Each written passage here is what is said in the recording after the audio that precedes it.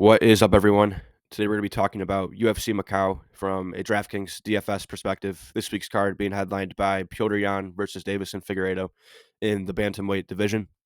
We have a 13 fight card here and one 5-rounder. This card does start at 3 a.m. Eastern, so do be aware of that. And there's a whole lot of newer UFC fighters, which means that the lines, the projections could be somewhat inefficient. And I do believe that they will be somewhat inefficient.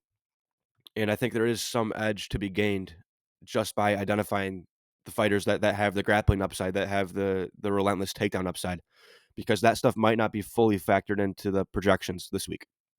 So without further ado, let's go ahead and get started with Wayne Cong versus Gabriela Fernandes. Gabriela Fernandes, I think, is the first fighter I'm going to throw out. Just not winning often enough, plus 600. And then Wayne, you're going to need a round one finish out of her at 9.6K. She's a pure striker. Plus 150 ITD, plus 350 round one. It just looks like an extremely weak play here. And I think it's almost a full fade. Maybe you can play it just because she's minus 900 to win in a single entry contest. That might be fine. But for that pure MME, I think that this fight is pretty much a pass. Next up, Loner Kavanaugh versus Ochoa. So you got Loner Kavanaugh coming off a big first round KO, and he's minus 370. But the metrics don't really tell that story. He's plus 150 to win ITD, and I just don't know if that's enough at 9.4K. So he's another one of these fighters up here that, I really am not looking to spend up to get. And then Ochoa plus 300 money line, plus 400 ITD. I think it's okay as a punt. I would consider playing it in MME, but in 20 max single entry, I probably won't touch Ochoa. I forgot to do this. So we'll put Ochoa as a fringy MME play, and then we'll put Kavanaugh as well. And then I just think that Con Wayne fight is as close to a full fade as you can get. So we'll leave that out for now. Next up, Feng versus Ming. So I've heard a lot of things about this fight. I've heard that this is a regional level fight. Feng should absolutely demolish Shi, grappling upside, finishing upside. I've heard of that. I've heard that Ming Shi can shoot takedowns herself, but that Feng is just way more physical. I've heard a lot of different takes about this fight, and I think where I end up is Ming Shi is just, it's a very fringy place. She's just not winning often enough, to be honest. And then Feng, on paper, it looks horrible.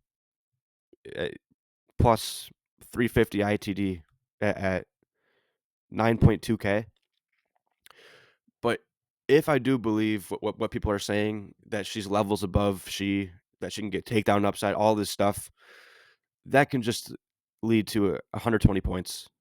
And I think I'm just going to lean into that. Not my favorite play, but if I'm going to play a side of this fight, it's probably Feng. And just hope that what I'm hearing is true and that she can run through this fight, take on upside, all the things. And if not, then it is what it is. But I do think I'm willing to take shots on this at low ownership for MME. Mingyang versus Diaz. So Mingyang is the first really good play on the slate. He's got finishing upside. He wins all of his fights pretty much round 1, round 2 KO. Pretty big favorite here. Plus 150 round 1, yeah. Almost minus 300 ITD. Zane is certainly one of the best spend ups on the slate. And Ozzy Diaz plus 400 against a high owned Zane. It's something that you got to do.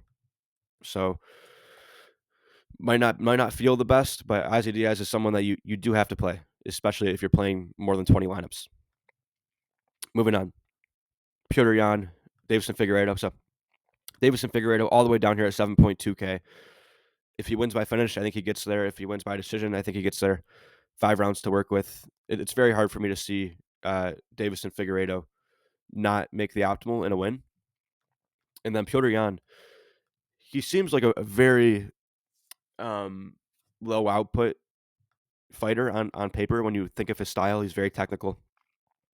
But when you look at all of his 5 rounders, he just seems to get there.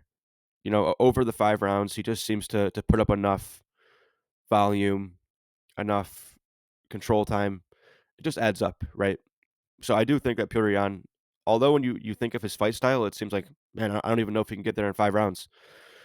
It's just he has enough time to make it work to get that 100 points, and I think that he's ultimately a good play. Although I was hesitant at first. So this main event is, I mean, that's what you would expect usually. Both sides look good, um, and I think you can play it in all contest formats. I wouldn't recommend stacking it just because I do believe we'll get enough underdogs winning this week based on the way the lines look and just the variance. I believe that these lines could carry. So I don't recommend a fight stack unless you're playing cash. If you're playing cash, I think this fight is perfectly fine to stack. But for GPP, I think we can kind of do without any stacking business this week. Moving on, Carlos Ulberg, Volkan Oezdemir. So we have Carlos Ulberg, pure striker, light heavyweight, not really high volume, and we know what that means. He's got to finish early to get there. Plus 250 round one. It's not bad, okay? It's not bad at 8.9K. Minus 110 ITD. Yes, it looks good, but once again, with his particular style, we really don't care about the ITD. We care about the early upside. So ultimately, I do think Ulberg is a fine play. Definitely have a bit of caution because if he does win a decision, it probably doesn't score well at all. And then Volkan Oezdemir, plus 400 ITD, pretty fringy, 7.3K. Yeah, we'll leave Oezdemir in. He could get takedowns too, so we'll leave him as a fine play. And then we'll move on to Xianon, Tabitha Ricci. So I've heard all week, everyone, DFS, betting, everything, everyone loves Tabitha Ricci this week. And I just really don't share the same sentiment. I think that Tabitha Ricci's striking is way, way worse than Xianon.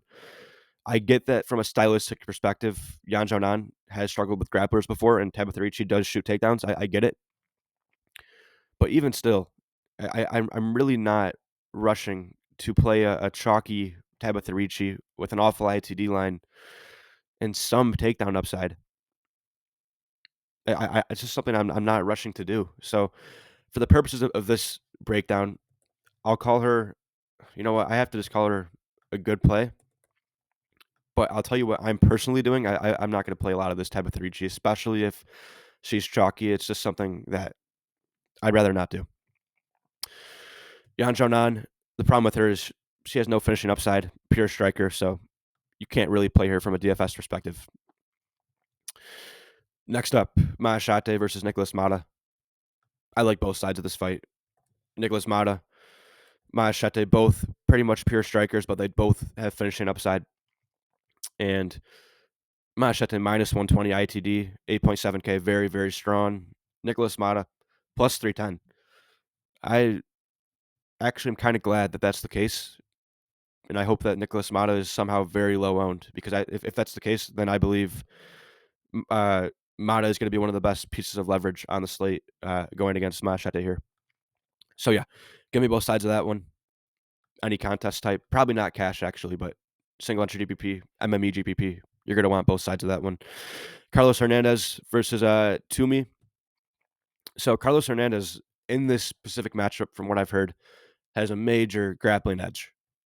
So for that reason, usually I wouldn't consider Carlos Hernandez a big fantasy upside kind of guy, but I think in this matchup he could be. The problem is no real finishing upside, except for Tume. Tume has an elite finishing line here, plus 240 for his price, 7.6K. That's extremely good. So I actually do think that both sides of this look pretty good. Moving on. We have Muslim Salikhov versus Kenan. So both guys strike for the most part. Salikhov has a touch of takedown upside, but it's not really his go-to. Salikhov plus 190 ITD. I really wasn't expecting it to be that good. But I'll tell you what, that's not bad for 8.5K. Plus 190. I mean, I promise you no one's rushing to play Salikhov this week, too. So I don't imagine he'll be high owned. So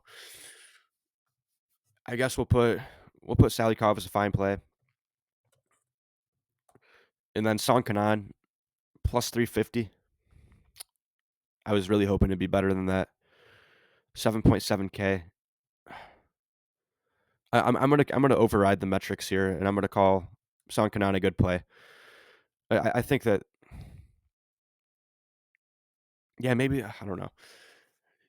Okay, so I'm gonna say that it's a good play, and if I'm wrong, I'm wrong. I do think he has significant knockout upside in this matchup, and at 7.7K, that's a pretty good play in my book. Moving on, we have Choi versus Sahota. So basically, what I've heard is Choi is kind of where fantasy points go to die. Same with the Sahota guy as well. They're both kind of low volume. Choi might have the more takedown upside, but it's not really the kind you want. And you have line value on Sahota. So if you're going to play a side of this fight, it would probably be Sahota just because of the line value. But 13 fight card, line value alone is not really what you're looking for. So I don't think he's that good of a play. But if I were to play this fight, it would probably be the Sahota side. Moving on, we have Yu versus Jieleysi. So this is the fight that I think is a key fight. Everything I've heard about this Yu guy, what's his name? Su-Yeon Yu. Everything I've heard is that he has relentless takedown upside. That's all I've heard. He's going to shoot 25 times a fight, and it's just nonstop. Let's look at his game log here. Su-Yeon Yu, 8 takedowns, 4 takedowns.